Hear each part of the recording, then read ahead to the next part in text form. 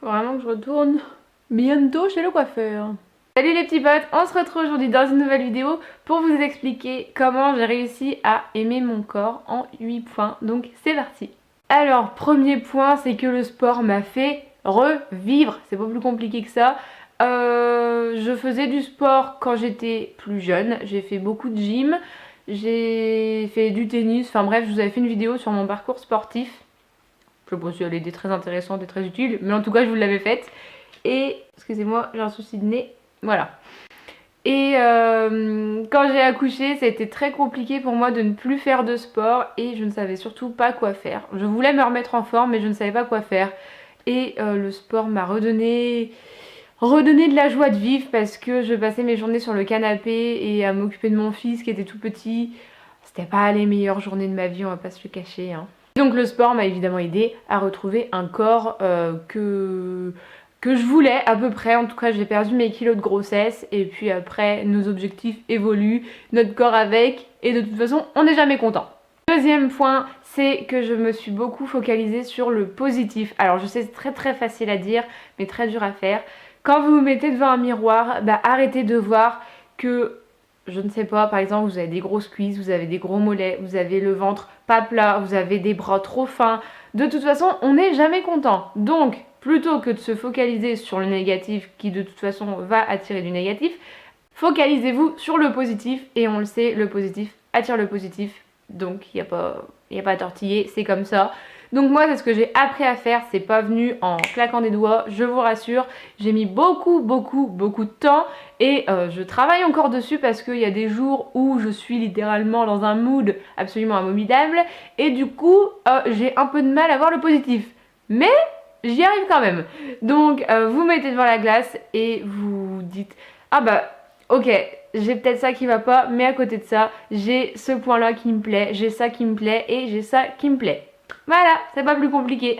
Troisième point, c'est de prendre soin de son corps. Vous allez y rester pendant un bon bout de temps, donc je vous conseille vraiment de prendre soin de lui. Alors, dans soin, j'entends, oui, faire du sport si vous aimez le sport et si vous avez envie de changer. Si vous n'avez pas envie, vous faites ce que vous voulez. Moi, ça m'a aidé. Mais aussi prendre soin de lui en lui faisant des soins, des gommages, de l'épiler ou de pas l'épiler. Il y en a qui ne s'épilent pas. De lui mettre des paillettes, de faire ce que vous voulez, mais de prendre soin de votre corps et il vous le rendra bien. Quatrième point, je pense que c'est la chose la plus difficile à faire, mais il faut le faire parce que ça nous fait du bien quand on arrête de le faire. C'est d'arrêter de se comparer. Je sais, encore une fois, c'est très facile à dire, mais tellement dur à faire. Moi encore aujourd'hui, je le fais beaucoup moins qu'avant, mais je le fais encore un petit peu, mais j'arrive quand même à me dire « Ah mais cette fille-là, elle a pas la même morphologie que moi, elle a peut-être pas eu le même parcours sportif que moi, ça fait peut-être 20 ans qu'elle fait du sport, ou peut-être qu'elle grossit pas. » Je préfère me dire que on n'a pas la même morphologie, que ça se trouve elle retouche toutes ses photos, que je sais pas, que oui ça se trouve elle est née comme ça, peut-être, j'en sais rien, mais en tout cas être quand même assez contente de mon corps, oui, et de mon cœur aussi, mais de mon corps, et d'arrêter de me comparer, même si c'est très dur. Cinquième point qui m'a énormément aidé, je pense que c'est les choses qui m'aident le plus, encore maintenant, c'est de faire des avant-après. J'en ai mis beaucoup sur Insta. Alors malheureusement ou heureusement, parce que j'ai pas trop envie de voir ces photos, mais bon, pour les avant-après c'est plutôt pas mal. J'ai pas trop de photos de moi étant plus ronde quand j'ai accouché en fait. J'en ai pas gardé beaucoup. Enfin en tout cas on m'a pas beaucoup pris en photo. Peut-être que je me pose des questions d'ailleurs, c'est que j'étais vraiment trop grosse.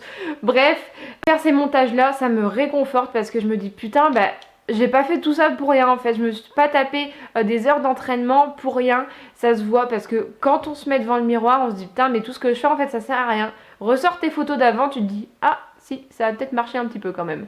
Sixième point, c'est d'accepter ses défauts. Je sais, ça fait mal. J'ai moi-même des défauts que je n'accepte pas encore et j'en ai que j'ai réussi à transformer en points positifs. Alléluia mon frère. Mais c'est très compliqué puisqu'il y a des choses que de toute façon tu ne peux pas changer. C'est pas compliqué. Prendre de la poitrine, pour moi, ça ne sera pas possible autrement que avec de la chirurgie. Et ça, je le sais de toute façon, puisque si je prends de la poitrine naturellement, je vais prendre du poids de partout. Et ça, c'est hors de question. De toute façon, on choisit pas d'où on prend et on choisit pas d'où on perd. Donc pour moi, cette solution-là, elle est vite vue, c'est que non, je préfère passer par la case chirurgie que de prendre du poids. Et oui, peut-être avoir des seins plus gros, mais ils seront peut-être plus moches parce qu'ils vont tomber ou quoi. Bon bref, je veux même pas imaginer la scène, c'est affreux. Mais je préfère pas tenter le diable, voilà. Je préfère choisir la facilité pour le coup et de me faire opérer plutôt que de tenter de prendre du poids et de devenir dégueulasse. Enfin, de ne pas m'aimer en tout cas. Septième point, ça va être de mettre son corps en valeur, que ce soit en vêtements de sport si vous faites du sport ou en vêtements de ville si vous ne faites pas de sport et que vous habillez toujours en tenue de ville. Par exemple, il y a des couleurs qui ne vont pas aller à tout le monde.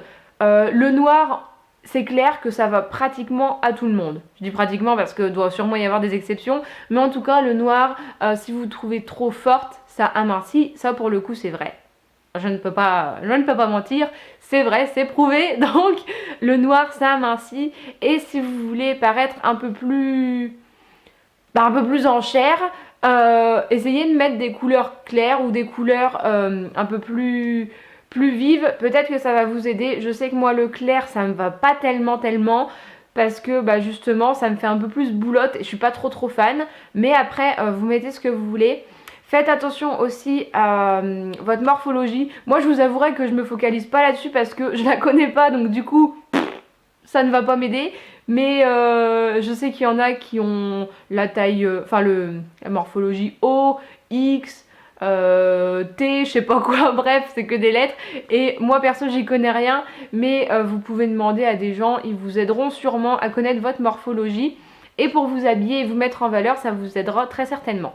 Et enfin, huitième point qui m'a énormément aidé aussi et qui m'a vraiment éclaté, franchement j'ai adoré ça, c'est les shootings photos. Et ça aide vraiment à s'aimer, à s'apprécier et à se trouver jolie en photo. Et malheureusement pour l'instant j'en fais plus parce que je manque de temps. Et puis voilà. C'est tout, c'est ma seule excuse en fait, je manque de temps, mais je pense en refaire très prochainement. D'ailleurs j'en ai de prévu, mais faut que je trouve le temps. Oh, mais tais-toi donc, toi. Donc après, si vous n'avez pas l'occasion de faire des shootings photos, prenez-vous en photo tout seul, ça aide aussi. Je sais que moi, des fois, je me regarde dans le miroir, je me dis putain, je suis affreuse aujourd'hui. Je me prends en photo, je me dis ah non, finalement ça va, ça passe.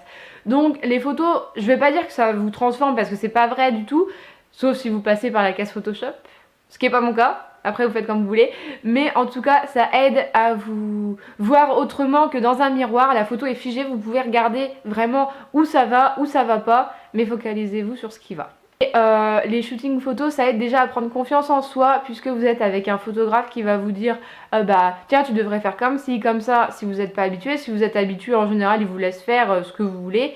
Et c'est vraiment cool. Après, si vous êtes timide, les shootings photos en extérieur ça peut devenir très malaisant parce que y a des gens qui passent et on va vous regarder un peu bizarrement, mais bon c'est rigolo. Moi je sais que ça me fait rire, ça me dérange pas, j'arrive à rester à peu près concentrée, même si des fois je me dis oh putain il y a du monde, ça fait chier et tout, parce que des fois il y a des positions qu'on prend qui sont un peu cheloues et du coup ça attire un petit peu le regard, mais ça reste rigolo si vous n'êtes pas timide. Donc voilà les petits potes, c'était mes 8 points pour apprendre à aimer son corps, en tout cas les miens. Si vous en avez des autres, dites-les moi en commentaire, ça peut aider d'autres personnes. Et des choses que j'aurais pas forcément pensé, mais moi c'est les 8 points qui m'ont aidé et qui m'aident encore aujourd'hui, parce que quand j'ai un doute sur mon corps ou quoi, je pense à ces points là, je me dis non finalement je suis bien, je sais qu'il y a pire, je sais qu'il y a mieux, mais en tout cas, moi je me sens bien, j'aime mon corps, même si j'ai des objectifs qui évoluent au fil du temps, parce qu'on n'est jamais content. Mais en tout cas, je suis fière de mon parcours et je pense que je serai encore fière demain et après-demain de mon parcours. Donc voilà, j'espère que cette vidéo vous aura plu, qu'elle vous aura aidé. N'hésitez pas à la liker, à vous abonner, à partager, à commenter, bref, tout ce que vous voulez. Moi je vous fais de très gros bisous et puis je vous dis à la prochaine dans une nouvelle vidéo. Ciao!